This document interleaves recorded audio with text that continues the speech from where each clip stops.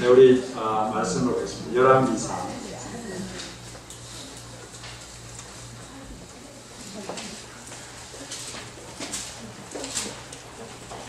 17장 8절로 16절. 우리 17장을 다 읽어야 되는데 시간이 없어서 그냥 8절로 16절만 읽겠습니다. 같이 한 목소리로 합독하겠습니다. 시작. 여호와의 말씀이 엘리야에게 임하여 이르시되 너는 일어나 시돈에 속한 사르밧으로 가서 거기 머물라. 내가 그곳 과부에게 명령하여 내게 음식을 주게 하였느니라. 그가 일어나 사르밧으로 가서 성문에 이를 때 한 과부가 그곳에서 나뭇가지를 줍니다. 이에 불러 이르되 청하건대 그릇에 물을 조금 가져다가 내가 마시게 하라. 그가 가지러 갈 때 엘리야가 그를 불러 이르되 청하건대 내 손에 떡 한 조각을 내게로 가져오라.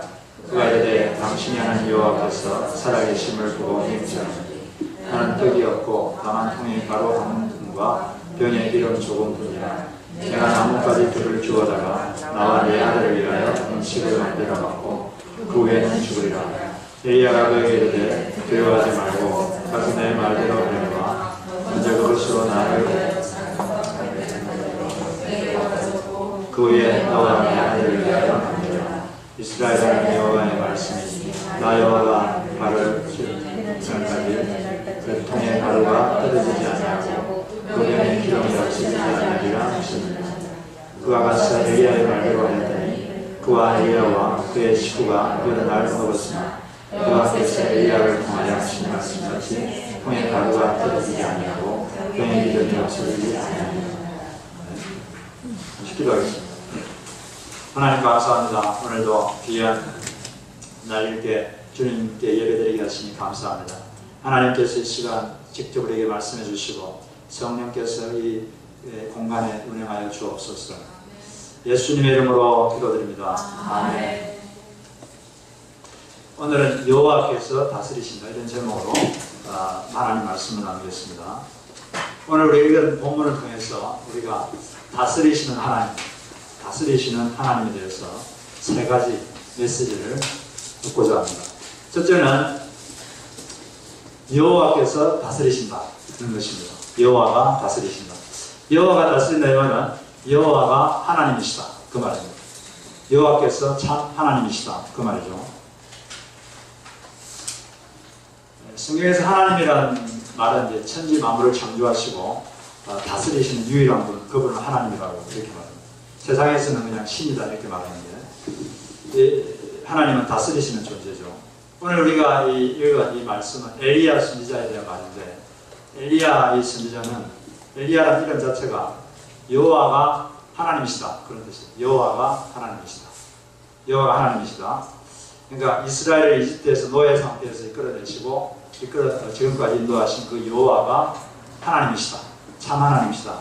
그런 말인데 이 엘리야는 기원전 860년경에 사역했던 선지자인데 다윗보다 100년 뒤에 활동했던 사람입니다. 다윗이 한 1000년에 활동했기 때문에 100년 정도 뒤에 활동했던 분인데 이분의 그 평생 사명이 뭐냐면 자기 이름처럼 여호와가 하나님이시다.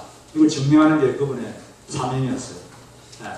우리가 믿는 그 여호와가 진짜 참 신이고 참 하나님이시다. 그걸 이제 증명하는 게 이분의 이제 사명이었습니다. 그 당시는 이제 이스라엘 민족들이 여호와를 섬기지 않고 바알 신이라고 우상을 섬겼어요. 바알이라는 이름을 가진 신을 섬겼는데 바알 숭배 사상에 빠져 있었습니다. 그래서 바알을 여호와를 버리고 바알이 신이다, 바알이 하나님이다 이렇게 믿고 있죠. 신이라 이 말은 뭔가를 다스리는 존재를 신이라고 하잖아요. 우리가 비의 신 그러면 뭘 말합니까? 비를 다스리는 신. 또 바다의 신은 바다를 다스리는 신이다. 뭐 그런 신은 없지만 그냥 그렇게 세상에서 말을 하죠. 바알은 어떤 신이냐면 자기들이 믿기를 비를 다스리는 신이다. 비의 신. 근데 농사 짓는데 제일 중요한 게 뭡니까? 비가 오면 농사를 못 짓죠. 그래서 이 바알은 비의 신이고 동시에 그래서 풍요의 신. 그러니까 생산력을 주관하는 신입니다. 이 바알을 이스라엘인들이 섬겼어요. 하나님 여호와를 버리고. 거기에 대해서 이제 하나님 이 엘리야가 여호와가 참신이시고 여호와는 빛뿐 아니라 생사능뿐 아니라 우리 모든 인생의 모든 것을 주관하시는 참 하나님이시다. 그분이 참 신이시다. 이걸 말하는 겁니다. 나머지 신들이라고 하는 모든 신들은 다 가짜다. 그걸 이제 엘리야가 증명하기를 원한 거죠. 그래서 이제 그걸 증명하기 위해서 하나님께서 엘리야에게 시켰던 일이 한 가지 있습니다. 그게 뭐냐면 그 당시에 이스라엘 역사에서 가장 악한 왕이 누구냐면 누굽니까? 네. 이름이 아시고 성이 아시고 이름이 합인데 아합. 아주 제일 악한 왕이었어요. 가장 이 이스라엘 민족 전체의 이 바알 숭배사상을 퍼뜨린 그런 악한 왕입니다. 그 엘리야가 이 아합 왕에게 정면 도전합니다. 정면 도전. 어떻게 정면 도전하느냐? 이 아합은 바알이 비를 내리고 바알이 비를 주관한다 이렇게 믿고 바알을 숭배했잖아요. 거기에 대해서 아까 가지고 왕한테 가가지고 오늘 읽은 17장 1절처럼 내가 숨기는 이스라엘 하나님 여호와께서 살아계심을 두고 맹세하노니 내 말이 없으면 수년 동안 비도 있을도 있지 아니하리라. 그러니까 하나님께서 말하지 않으면 비도 있을도 내리지 않는다. 바알이 비를 왔다 갔다 하는 게 아니라 여호와께서 비를 내리기도 하시고 비를 관장하시고 우리 인생을 관장하시고 주관하시는 분이시다. 그 말을 이제 하는 거예요. 그러니까 직접 이제 정면 도전하는 거죠. 너가 숨기는 바알이 하는 게 아니라 우리 여호와 하나님께서 우리 인생을 다스리시고 인도하고 계신다. 이렇게 말을 한 겁니다. 그 실제로 이제 그 말을 하고 나서부터 4년 동안 그 이스라엘에 비가 오지 않았어요. 아주 심한 가뭄이 들었습니다.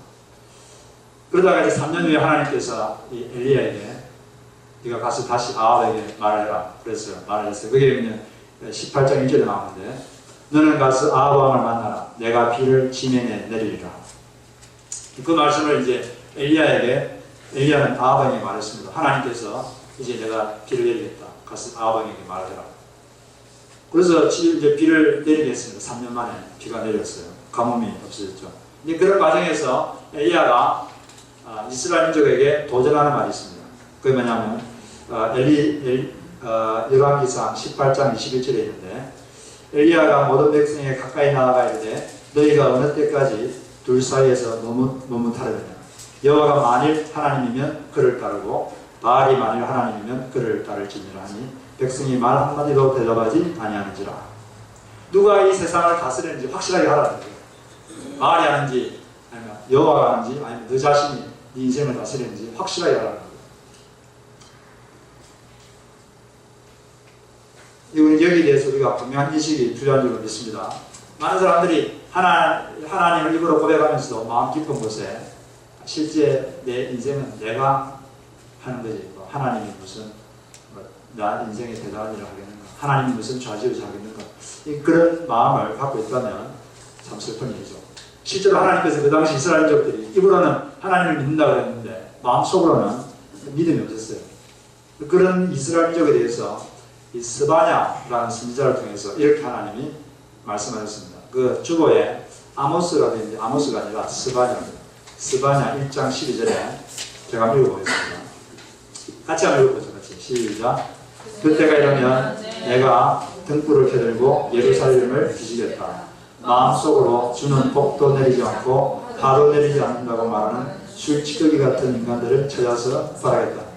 말이 좀 웃기죠. 하나님은 나에게 화도 내리지 않고 벌도 내리지 않는다. 이 말이 무슨 말이죠? 하나님은 내 인생에 사실은 관여하지 않는다는 거죠. 내 인생에 관여할 능력도 없고 하지도 않으시고 그분은 나의 인생에 간섭하지 않는다. 이렇게 마음속으로 입으로는 그렇게 말하지 않아요. 그런데 마음속으로 그렇게 말하는 사람이 있다는 거예요. 그런 사람을 내가 예루살렘에 뒤지어내가지고 벌하겠다. 이렇게 말합니다. 근데 왜 술 찌꺼기라 그랬냐면 옛날에 그 포도주를 만들고나면 찌꺼기가 있잖아요. 그 찌꺼기가 포도주를 아주 해롭게 만듭니다. 포도주 질을 확 떨어뜨리고 아주 해로운 거죠. 술 찌꺼기 같다 이 말은 아주 하나님 눈에 볼 때는 해로운 존재고 쓸모없는 존재다. 그런 말이에요. 우리가 이런 이스라엘 일처럼 그렇게 해서는 안 될 줄 믿습니다. 하나님은 내 인생에 아무리 해도 주지 않고 나한테 아무런 복도 주지 않고 아무 나하고 상관없다. 그분이 실제로 인생에 관여하지 않는다. 내 인생은 내가 하는 거지 하나님이 상관없다. 이렇게 우리가 생각해서는 안 된다는 거죠. 하나님은 우리 모든 삶을 주관하고 있습니다. 하나님 보이지 않지만 우리의 삶 전체가 다 하나님의 손 안에 있어요. 하나님의 섭리 아래 있습니다. 하나님이 여러분의 인생을 다스리고 있음을 믿으시기 바랍니다. 하나님은 인생의 화와 복을 주관하십니다.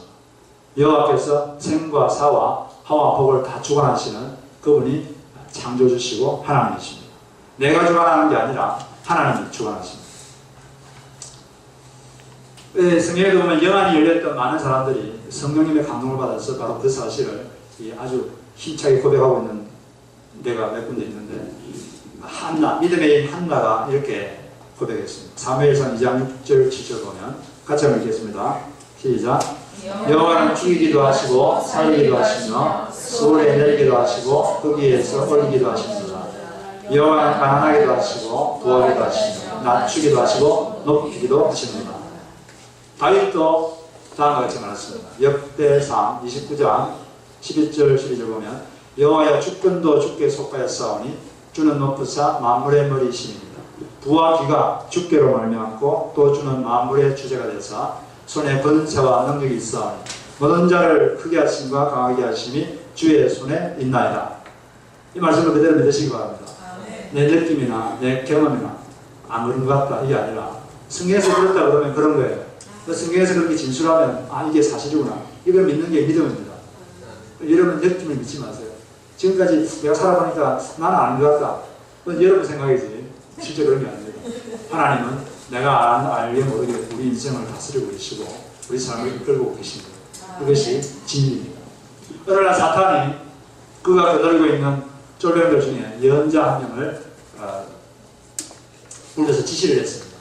어떻게 지시를 했냐면 저 마을로 내려가서 하나님이 죽었다고 사람들을 설득해라.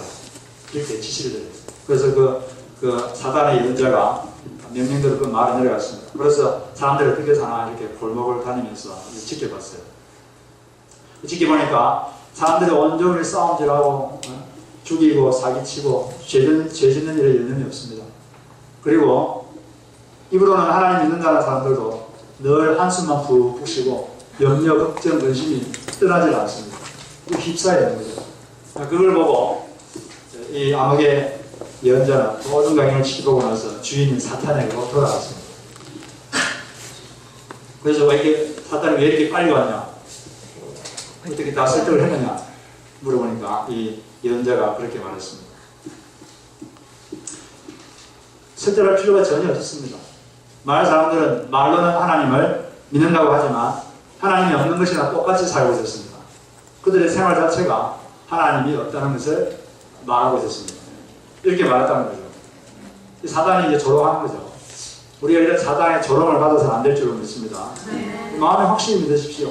하나님이 사람의 화도 주관하시고 복도 주관하십니다. 그분이 우리의 생과 사와 화와 복을 다스리는 그분이 전능자이신 줄로 믿습니다. 그래서 하나님은 내 실제 삶과는 무관하다 이렇게 믿는 무엇 같은 존재? 술찌꺼기 같은 존재가 되지 마시기 바랍니다. 두 번째 우리가 다스리신 하나님에 대해서 우리가 두 번째 이 말씀에서 알 수 있는 메시지는 다스리신 하나님은 주시기 전에 먼저 드리라고 하신다는 겁니다. 하나님께서 이제 땅에 비를 내리지 않으라고 하신 이후부터 실제로 극심한 가뭄이 들었습니다. 그래서 이 엘리야도 이제 먹지를 못했는데 그때 하나님께서 엘리야에게 말했어요. 너가 시돈 지역으로 가면 그게 사르밧이란 땅이 있는데 그곳에 가면 내가 과부를 한 명 준비해서 너를 먹이도록 이미 명령해 놓았다. 이미 조치를 취해 놨다. 그런 거예요. 그래서 이 엘리야가 그 시돈 지역으로 갔습니다. 시돈에 있는 사르밧. 이 시돈은 지금도 똑같은 지명으로 존재하고 있어요. 이스라엘 위에 조그만한 나라가 뭐죠? 지금 이스라엘 위에 이스라엘 나라, 이스라엘이 어딘지 아십니까? 이스라엘은 중동에 있죠. 그 중동 이스라엘 위에 레바논이라고 조그만 나라가 있어요. 인구가 지금 이제 500만 명 정도 되는데 거기에 수도가 베이루트고, 그 베이루트에서 남쪽으로 50km 가면 거기 시돈이라고 그 시 이름이 있어요. 지금도 똑같은 시 이름을 하고 있습니다. 거기 이제 가가지고 가면 이제 어떤 누군가가 너를 먹을 것이다 이렇게 말했습니다. 그래서 그곳에 도착했습니다. 그때 성문에 들어갔는데 한 과부가 땔감을 줍고 있었습니다. 그래서 엘리야가 말했어요. 저에게 먹을 물과 떡 한 덩이를 좀 주십시오. 이렇게 물어봤어요. 주님께서 준비하신 여인이 혹시 여인이 아닌가 그걸 좀 알고 싶었던 거겠죠. 그렇게 말하니까 그 과부가 하는 말이 저는 먹을 것이 없습니다. 항아리에 밀가루 한 푼과 또 병에 기름이 조금 있을 뿐입니다. 지금 땔감을 주어다가 마지막으로 아들과 마지막 떡을 먹고 죽으려고 합니다. 이렇게 말했습니다. 그러자 엘리야가 말했죠. 걱정하지 말고 당신이 말한 대로 음식을 만드시오. 그러나 먼저 조그마한 떡을 만들어서 나에게 가져오시오. 그런 다음 당신과 당신의 아들이 먹을 것을 준비하시오. 이스라엘 하나님 여호와께서 말씀하셔서 나 여호와가 이 땅에 비를 내리기까지 그 항아리의 밀가루가 결코 떨어지지 않을 것이며 병의 기름도 떨어지지 않을 것이다. 지금 아들하고 한 끼 먹고 이제 죽으려고 하고 있는데 너무 좀 잔인한 거 아닙니까 하나님이? 지금 한두 먹을 것도 없는데 이게 뭡니까? 벼룩에 간을 빼먹어도 유르주지. 뭐 좀 있는 사람한테 뭘 좀 달라고 하는 거지만 이건 뭐 마지막 한 푼 남은 밀가루 가지고 뭐 이제 나한테 먼저 먹을 걸 갖다 주고 그 다음에 네가 먹으라고. 그러면 놀라운 일이 생길 것이다. 이런 말을 하는 거 보면 약간 좀 하나님이 좀 쪼잔해 보이는 것 같지 않습니까? 너무 하나님 무자비하고 좀 인정도 없는 것 같은데. 근데 하나님이 입으로 그렇게 한 게 아니에요. 어떤 이유가 있습니다. 왜 이렇게 하셨을까요? 아무도 없는 과부한테 먼저 나한테 한 가지 먹을 걸 갖다 주고 그 다음에 네가 먹으라는 거예요. 그러면 그 밀가루가 떨어지지 않고 기름이 떨어지지 않을 것이다. 예수님이 그 오병이의 기적을 이룬 것처럼 질량 불변의 법칙이 파괴되고 놀라운 일이 일어날 거라는 거죠. 왜 그랬을까요? 하나님의 한 가지 원리를 가르쳐 주려고 이렇게 한 겁니다. 먼저 드리고 그 후에 받는 것이다. 이 원리를 가르쳐 주시려고 하나님 그렇게 하시는 거예요. 누가복음 6장에서도 예수님이 이렇게 말했죠. 주어라 그러면 너에게도 주어질 것이다. 되로 누르고 너로 넘치도록 지어서 너의 품에 안겨주실 것이다. 먼저 드리면 하나님께서 주신다는 겁니다. 예수님도 머리털 5개와 물고기 2마리로 먹이셨을 때 하나님은 아주 작은 것이지만 먼저 그것을 받으셨습니다. 먼저 받은 다음에 그 작은 것 가지고 거기에다 축복하시니까 놀라운 일이 일어났어요. 그 작은 것으로 기적을 베푸셨습니다. 이것이 원리입니다. 하나님 인간이 먼저 하나님께 믿음을 보이기로 해요. 아무도 없는데 그걸 먼저 드린다는 건 대단한 믿음이 없으면 못하는 거거든요. 그 믿음을 보일 때 하나님께서 그 믿음을 보시고 그런 일을 하시는 거예요. 과부가 자기 먹을 것도 없는데 먼저 달라는 대로 그걸 줄 수 있었던 이유가 뭘까요? 믿었으니까. 그 엘리야의 말을 믿었습니다. 그렇게 하면 밀가루가 떨어지지 않고 기름이 떨어지지 않도록 해주겠노라. 그 말씀을 딱 믿은 거죠. 그 믿음을 가지고 그 믿음을 이렇게 행동으로 표현을 한 것입니다. 먼저 드리시기 바랍니다. 먼저 드릴 때 하나님이 주십니다. 이게 하나님의 원리예요. 근데 사람들을 봐서 내가 풍성이 있으면 하나님 나한테 풍성이 주시면 그때 드리겠다. 모든 게 다 준비되면 다 드리겠다. 이렇게 생각을 많이 하는데 그게 원리가 아니죠. 우리가 하나님께서는 지금 현재 상태에서 먼저 드리라. 그러면 전능자의 능력을 체험하게 될 것이다. 이게 하나님의 원리입니다.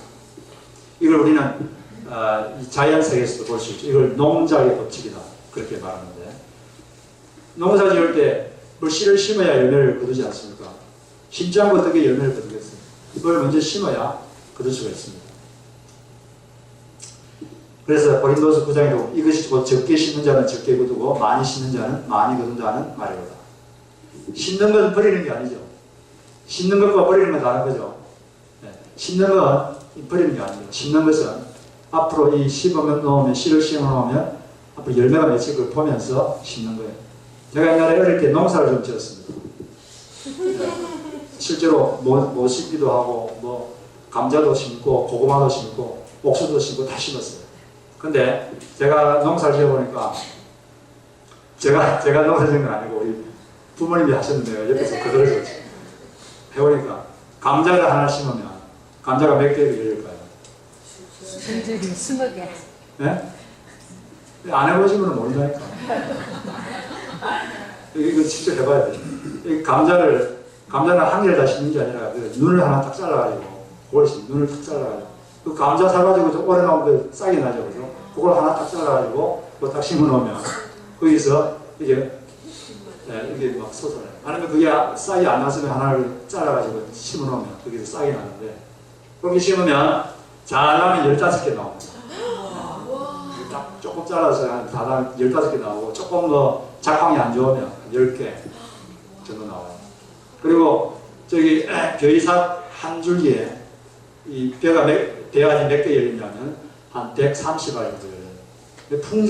풍년이 되면 뭐 150알도 열리고, 그리고 흉년 되면 뭐 100알 이하로 열리고 그러는데, 그러니까 하나 심었는데 많이 열리잖아요, 그죠? 근데 하여튼 심어야 되는 거죠. 심어야지 뭐가 거둡니다. 또 심은 만큼 거두고 안 심으면 아무것도 없어요. 이게 하나님의 법칙입니다. 우리가 먼저 하나님께 뭔가를 드려야 됩니다. 뭘 심어야 돼요. 근데 심은데 그냥 아무 쓸데없는 걸 심는 게 아니라 가치 있는 걸 심어야 돼요. 아까운 거, 내가 아까운 거, 내가 드리기 아까운 거. 이러면 뭐가 아깝습니까? 쓰레기가 아깝습니까? 쓰레기? 아깝지 않아요. 그럼 하나도 아깝지 않아요. 여러분 아까운 게 있어요. 그게 뭐죠? 현대인들이 아까운 게 뭐냐면 두 가지입니다. 시간하고 물질이죠. 돈. 이 두 가지가 되게 아까워요. 이걸 드리려고 그러면 상당히 진짜로 귀중한 거라는 마음이 없으면 절대 안 줍니다. 누가 그 귀한 시간을 드립니까? 누가 어떻게 피 같은 돈을 어떻게 그걸 남한테 줍니까? 절대 안 주죠. 근데 그게 귀하다고 생각하면 귀한 존재에게 그걸 드리는 거죠. 사랑하는 사람에게 시간을 내서 만나기도 하고 또 사랑하는 존재에게 드리는 것입니다. 우리는 이렇게 아까운 걸 하나님께 드리는 훈련을 해야 돼요. 헌신이 없으면 성장도 없습니다. 하나님께 드리는 훈련이 안 된 사람은 절대 영적 성장이 없습니다. 여러분 영적으로 성장하고 싶으면 드리는데 익숙하시길 바랍니다. 내 시간을 드려야 돼요. 그리고 드려야 되는 것입니다. 시간을 내가지고 목장 모임에도 참석하고 시간 내서 예배 드리고 주일 예배도 참석하시고 금요 찬양 예배, 금요 찬양 예배 되게 좋은데 많이 참석하지 않는 것 같아서 마음이 아픕니다. 열심히 참석하시기 바랍니다. 새벽 예배도 아주 좋아요. 새벽 예배도 오시고 그렇게 하세요. 제가 하루도 빠지지 않고 매일 기도하는 기도 제목이 하나 있습니다. 다른 기도는 뭐 조금 빼먹어도 이 기도는 꼭 해요. 그 새벽 예배 때 또 사람들한테 이게 통성기도 시킬 때도 꼭 이 기도는 하는데 그 기도가 뭘까요? 이거를 주보에 보면 기도 제목이 몇 개 있는데 제일 위에 있는 기도입니다. 한번 주보 맨 위에 한번 기도 제목이 뭔지 한번 큰 소리로 한번 읽어보겠습니다. 같이 큰 소리로 한 명도 빠지면서 큰 소리로 시작. 예배의 감격이 그거 말고 밑에 예배의 자 시작. 예배의 감격이 있는 교회 되게 하소서. 예배의 감격이 있는 교회가 되게 해주십시오. 자, 이 기도는 하루도 빠지지 않고 합니다. 근데 하나님께서 또 이렇게 기도 응답을 하고 계신 것 같아서 감사하고 앞으로도 기도하다 이렇게 될 줄 믿습니다. 근데 이렇게 예배의 감격이 있으면 한 가지가 필요해요. 정성을 해야 됩니다. 정성. 하나님도 정성이 없으면 받지 않습니다. 정성을 드려야 돼요. 예배의 정성을 드리시기 바랍니다. 우리 삶에서 가장 하나님이 여러분 우리 인생에 가장 중요한 분 아닙니까? 할렐루야. 하나님이 가장 중요한 분으로 여러분 다 알고 계십니다. 그리고 그렇게 믿고 계시고 그 다음 이걸 우리가 표현을 해야 돼요. 하나님한테 표현을 어떻게 표현할까요? 정성을 드리는 거예요. 정성. 예배 드릴 때 정성을 드리고 우리가 정성을 드릴 때 하나님께서 더 받으시고 역사하실 줄로 믿습니다. 그래서 내가 다 하고 남은 것 해야 할 일 다 하고 남은 시간 드리는 게 아니라 하나님께 예배 드리고 하나님께 드리고 나서 남은 걸 내가 쓰는 거죠. 그래서 하나님을 먼저 우선순위에 두시고 그 다음에 남는 것으로 여러분 그걸 하시기를 바랍니다. 말라기 1장 8절에 보면 이런 말씀이 있어요. 만군의 여호와의 말하라. 너희가 눈먼 희생 제물을 바치는 것이 어찌 악하지 아니하며 저는 것 병든 것을 드리는 것이 어찌 악하지 아니하며 이제 그것을 너희 총독에게 드려봐라. 그가 너를 기뻐하겠으며 너를 받아주겠느냐. 하나님께 드리는 걸 가볍게 생각해서 하나님께는 그냥 어떤 걸 드린다고 했어요. 양을 이제 제물로 드리는데 어떤 양을 드렸죠 여기 보니까 병든 양. 병든 양은 쓸모가 없거든요. 또 다리 저는 양 이런 걸 갖다 줬어요. 그리고 또 뭐죠? 눈먼 양. 양이 소정이에요. 팔면은 돈도 안 돼요. 팔면은 아무도 안 사요. 이런 것만 제물로 드리는 거죠. 이런 거 골라가지고. 왜 그렇게 이런 것만 하나님께 드렸을까요? 하나님을 가볍게 생각합니다. 하나님을 가볍게 생각합니다. 하나님께 드리는 건 뭐 아무거나 드려도 된다. 귀찮게 좋은 걸 드린다. 이런 식으로 그 당시 생각을 했습니다. 정성 없이 드리는 거죠. 하나님은 그런 걸 안 받겠다는 거죠. 그리고 내가 그런 걸 안 받겠다.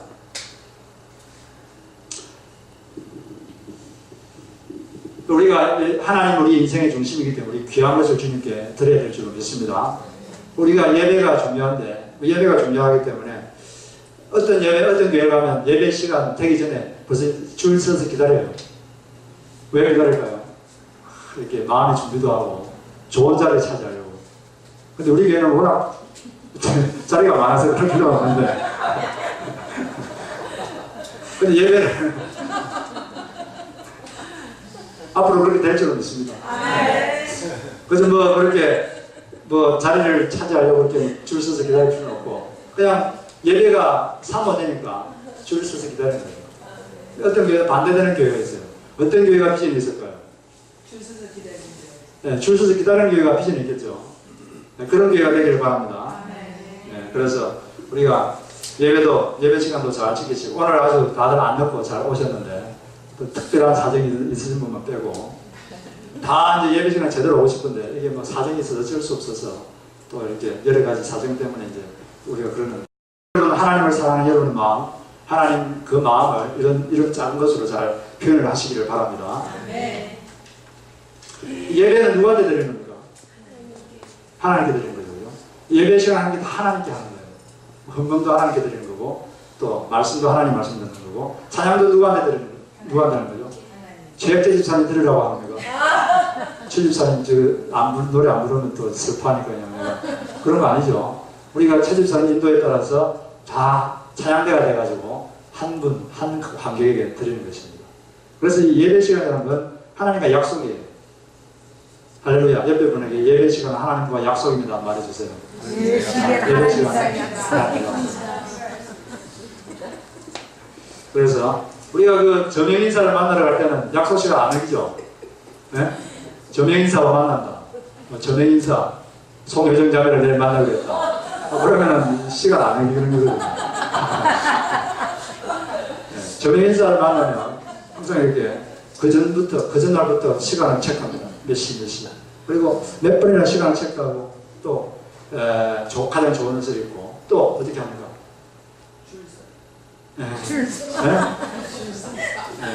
저녁 인사이기 때문에 늦으면 안 되니까 트래픽이 있을 것 같아서 훨씬 빨리 출발해요. 혹시 트래픽 막혀도 늦지 않게 하려고. 왜? 저녁 인사니까. 저녁 인사니까. 중요하니까. 중요한 모임이니까. 중요한 약속이니까 그렇게 합니다. 그렇지 않습니까? 그래서 우리가 하나님을 참 사랑하고 하나님을 아주 중요시합니다. 근데 그걸 우리가 이것으로 표현할 수 있어요. 그렇게 뭐 작은 것 같지만 하나님 그런 걸 기뻐하시는 거죠. 그걸 기뻐하시고 그런 것입니다. 그래서 우리 하나님은 저명인사보다 더 귀한 분입니다. 하나님은 오바마보다 훨씬 더 귀한 분이에요. 오바마를 만든 하나님이십니다. 오바마하고 약속은 늦어도 되지만 하나님과 약속은 늦으면 안 되는 거죠. 그래서 우리가 예배를 좀 더 우리가 신경을 쓰면 훨씬 더 하나님 마음의 기쁨을 주실 줄로 믿습니다. 우리가 주일 예배가 몇 시죠? 12시 45분인데 12시 찬양을 드리죠. 찬양. 그 예배의 핵심은 찬양입니다. 그 예배는 찬양 끝나고 1시부터 시작하는 게 아니라 우리 교회 준비 찬양 이런 거 없어요. 찬양은 준비하는 게 아니고 찬양이 예배예요. 그래서 찬양부터 마음을 다해서 하나님을 찬양할 때 하나님께서 기쁘게 받을 줄로 믿습니다. 그래서 미리 오셔서 우리가 준비하면 훨씬 더 큰 예배를 통한 감격이 있을 것입니다. 그리고 우리 교회 문화가 됐으면 좋겠어요. 예배 전에는 미리 와서 기다리고 또 모든 모임에 5분 전에 와서 기다려주고 주인이 기다리죠. 손님은 기다리지 않죠. 그죠? 그러니까 우리가 손님이 아니라 내가 주인다 이렇게 생각하시고 모든 모임에 빨리 오셔서 기다려주시고 준비하시고 그렇게 된다면 훨씬 더 예배의 감격이 넘치고 하나님의 마음에 더 큰 기쁨을 드리는 예배가 될 줄로 믿습니다. 그리고 마지막으로 여기서 우리가 얻을 수 있는 교훈은 다스리신 하나님의 능력을 드러내기 위한 고난이 있다는 것입니다. 하나님의 능력을 드러내도록 하기 위한 고난이 우리에게 존재한다는 거죠. 우리 이렇게 하나님이 내 인생을 주관한다는 걸 믿고 또 내가 비록 작지만은 나의 것을 정성을 다해 드릴 때 그래 살다 보면 또 고난이 있을 수가 있습니다. 그러나 그 고난은 하나님의 능력을 드러내는 계기가 되는 거죠. 오늘 이 사르밧 과부도 갑자기 큰 고난이 생겼습니다. 갑자기 아들이 죽었어요. 얼마나 큰 고난이겠습니까? 너무나 절망했고 자기가 무슨 죄가 있어서 그런가 또는 엘리야가 내 아들을 죽이려고 왔는가 이렇게 생각했는데 엘리야에게 그 아들을 데려가니까 엘리야가 간절히 기도했습니다. 기도하니까 애가 살아났어요. 그 뒤에 나오는데 하나님의 큰 능력을 체험한 거죠. 이걸 체험하고 나서 이 여인이 드디어 진짜 여호와 하나님을 만나게 되고 그 믿음을 갖게 됩니다. 정말 이제 여호와의 말씀이 정말로 능력이 있다는 것을 제가 알게 되었습니다. 당신이 참 하나님의 선지자고 하나님의 말씀은 반드시 이루어진다는 것을 제가 알게 되었습니다. 이렇게 고백하는 거예요. 우리가 인생을 살다 보면 이렇게 하나님이 내 인생을 주관한다는 걸 믿고 나의 작은 것을 드리면서 살다 보면 그래도 고난이 있을 수 있는데 그런 고난은 하나님의 능력을 드러내기 위한 도구로 쓰임 받는 것입니다. 그런 역사가 있기를 바랍니다. 옛날에 2012년도 8월 20일 날 미주 한국일보에 아주 놀라운 간증이 실린 일이 있어요. 이 정한나라는 사모의 간증인데 이 사모님이 뉴욕 콜롬비아 대학원에서 공부하는 베키라는 이름의 딸이 있었습니다. 이 딸이 2012년도 4월 4일 날 갑자기 쓰러졌어요. 갑자기 쓰러졌는데 너무 쓰러졌는데 비행기도 탈 수가 없을 정도로 아주 몸이 망가졌어요. 한 달간 입원했다가 한 달 뒤에 비행기에 실려서 이렇게 LA로 갔습니다. 모든 기능이 정지되고 또 면역체계가 고장나서 걷지도 못하고 물 한 모금 참지 못한 채 중환자실에 이렇게 입원해 있었습니다. 여러 가지 검사를 해봤지만 아무 이유를 알 수가 없어요. 그래서 병명을 못 찾고 퇴원해서 통원 치료를 하고 있었습니다. 말기암 환자가 먹는 그 독한 진통제, 항생제를 4시간, 6시간마다 수십 알씩 먹어도 이 통증이 없어지질 않아요. 얼마나 아팠으면 그럴까요? 그리고 한 달 동안 약을 그렇게 먹으니까 4시간마다 수십 알씩 약을 먹으니까 한 달 뒤에 눈이 안 보입니다. 눈도 안 보이고 귀도 안 들리고 말도 못하고 이 삼중고를 겪게 됐어요. 그 힘없이 누워있는 이 딸을 보고 그 엄마 마음이 어떻겠습니까? 그리고 너무 고생해서 몸무게가 38파운드가 빠졌어요. 뼈만 앙상하게 나왔어요. 그걸 보고 이 엄마는 이 딸을 보고 완전히 절망했습니다. 처음에는 울기만 하다가 하나님께 얼굴을 땅에다가 이렇게 울부짖어 기도했습니다. 다 죽은 것 같은 딸아이가 걸을 수는 있어도 좋겠습니다. 이렇게 막 기도하면서 하나님께 울부짖었습니다. 그런데 그러고 있는 어느 날 아침에 딸이 그 베키가 아주 심한 통증으로 울다가 이렇게 기도했다고 합니다. 하나님, 살아있는 것만으로도 감사합니다. 저 평생 걷지 못해도 불평하지 않겠습니다. 병세가 다 악화되어도 온 마음 다해 감사하고 또 감사하며 살겠습니다. 그렇게 수십 번 외치는 중에 갑자기 어떤 큰 손이 나타났어요. 큰 손이 나타나서 그 딸을 번쩍 알아일으키고는 베키야, 내가 너를 사랑한다. 꼭 끌어안아줬다고 합니다. 근데 그 순간 이 자매가 벌떡 일어났어요. 그리고 모든 그 아픔이 다 없어졌다고 합니다. 그 순간 모든 것이 다 없어지고 그때부터 걷고 뛰고 하루에 몇 시간씩 자전거 타도 아무렇지도 않게 되었어요. 이 자매가 감사하니까 하나님 기적을 일으켜 준 거죠. 어떻게 감사했습니까? 내가 살아있는 것만도 감사합니다. 현재를 감사하고 앞으로 어떻게 돼도 감사하고 또 감사하겠습니다. 이렇게 미래에 내가 감사하겠다고 결정하니까 하나님 그 감사의 기도를 들으시고 이렇게 역사하신 것입니다. 그리고 12살 때부터 알던 천식도 그 순간 확 사라졌다고 합니다.